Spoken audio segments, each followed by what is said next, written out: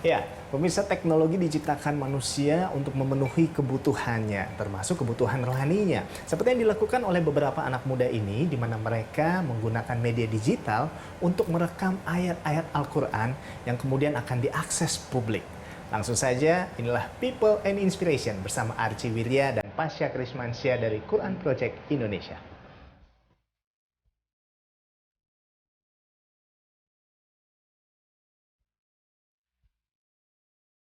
Hari itu kami berada di bilangan Kebayoran Baru, Jakarta Selatan, untuk menemui tim dari Quran Indonesia Project yang terdiri dari Archie Wirya, Pasha Krismansyah, dan Narendra Pawaka.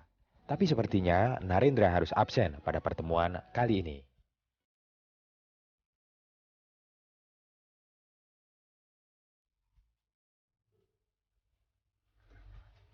Kita masuk ya.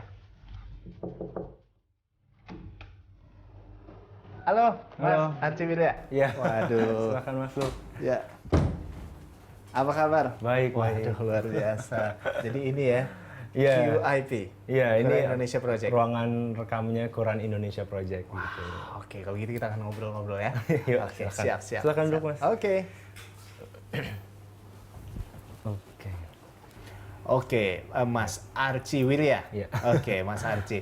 Kita ngobrol dulu. Jadi sebetulnya seperti apa sih semangat awal waktu itu pertama kali didirikan ini? Oke, jadi ini sebetulnya Quran Indonesia Project waktu itu ada idenya tuh muncul tanggal 27 Juli 2014. Itu sehari sebelum Lebaran Oke, 2014 ya. Oke, berarti 2 tahun lalu. siap, 2 Terus tahun lalu. setelah itu muncul ada ide karena saya lagi baca Quran surat 7 ayat 204, apabila dibacakan Al-Quran maka dengarkanlah agar engkau mendapat rahmat gitu.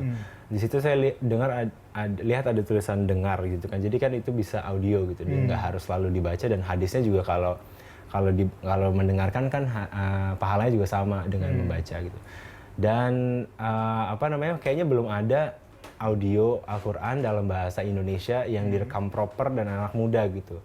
Saya pikir kenapa nggak bikin aja sendiri. Ya udah, akhirnya saya waktu itu langsung kontak Pasha sama Eda karena dulu teman kampus di kuliah musik waktu itu.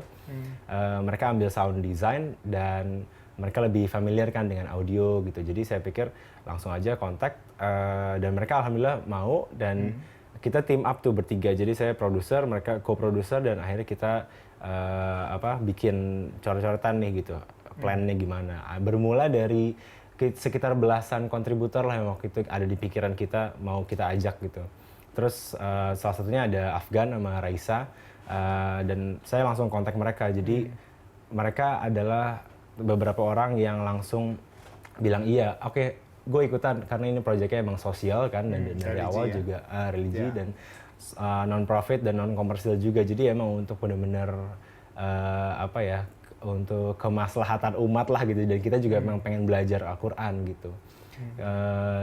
Sebetulnya saya bukan lulusan pesantren atau gimana gitu, jadi saya juga masih belajar banget, baca Qurannya juga masih terbata-bata. Tapi saya pikir kalau ngajakin teman-teman akan lebih seru kali ya, jadi belajarnya itu nggak sendiri, dan bisa Quran tuh menjadi satu hal yang bisa diobrolin sehari-hari dan bukan asing atau diasingkan gitu. Jadi mulainya dari situ, dari belasan orang. Abis itu kita mulai rekaman tanggal 1 September 2014 sampai Februari. Tadinya awalnya cuma 2 bulan doang. Oke, kita bikinlah ini project itu. Tapi pas kan selalu ngepost tuh di social media kan, di Path, di Instagram gitu. Terus kayak teman-teman nanya, lagi bikin project apa sih, kok seru gitu. Terus tentang Quran juga, terus anak-anak muda juga yang mungkin orang nggak pernah kebayang kayak, dia ngaji kayak apa sih, pengen denger kan, kayak Raisa ngaji kayak gimana, Afgan ngaji kayak gimana. Terus akhirnya teman-teman mulai kayak, ikutan dong boleh nggak gitu. Oh ya boleh gitu. Ya udah, pilih bacaannya apa ya gitu. Ya udah, terserah aja apa yang lo emang pengen baca gitu, baca aja, dan kita Yang kena ya. yang kena. Oke. Jadi kan mereka punya kayak sense of belonging juga kan terhadap project ini dan ayatnya. Dan setelah itu mereka bisa pilih, bisa satu surat, bisa satu ayat, bisa terserah. Jadi kita memang hasilnya akan random sih. Maksudnya kayak misalnya Al-Baqarah ayat 7 sampai 8 doang gitu. Habis itu nanti yang lain bacanya ayat 20, misalnya di tengah-tengah kosong, ya nggak apa-apa, itu kan progresnya gitu. Jadi nanti targetnya memang seluruh Quran direkam dalam audio bahasa Arab, Indonesia, dan Inggris. Tapi sekarang masih progressing nih gitu, masih 20% yang udah direkam. Berarti Jadi sudah sekitar berapa yang sudah direkam? Berapa? ada 1.300-an ayat, 1.300-an berarti lah ya. 20%-an lah. Gitu. Oke. Nah, tapi waktu itu tentunya ada kendalanya dong. Ya. Seperti apa waktu itu kendalanya? Kendalanya mungkin ini ya, masalah klasik ibu kota Jakarta mengatur jadwal kali ya. Oh, waktu. Iya kan, Iya, dinamika iya. kehidupan. Apa namanya, teman-teman Quran Indonesia Project yang kontributor kan juga ini ya, sibuk gitu-gitu kan, Iya. punya kerjaan dan segala macam. Mungkin baru Iya. bisa weekend ataupun misalnya yang kayak setelah after office hour kayak gitu. Jadi mungkin kendala pertama mungkin ngatur jadwalnya kontributor karena random banget, dan kedua kan juga kita harus nyocokin juga sama jadwalnya guru ngajinya, karena setiap rekaman kita selalu didampingin sama guru ngaji agar tajwidnya betul gitu kan, bacaannya nggak salah gitu.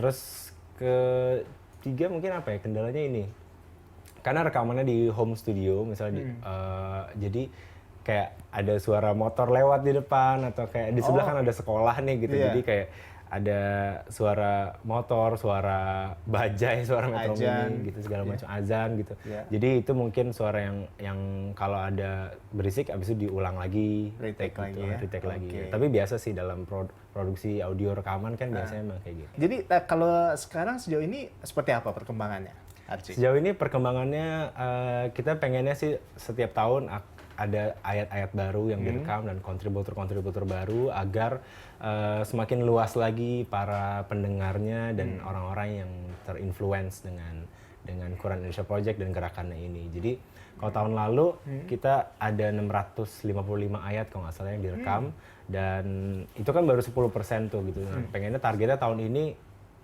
kalau bisa sama atau enggak lebih lah gitu. Jadi tahun ini udah direkam 700 sekian ayat gitu, jadi udah nambah gitu kan, jadi 20% gitu.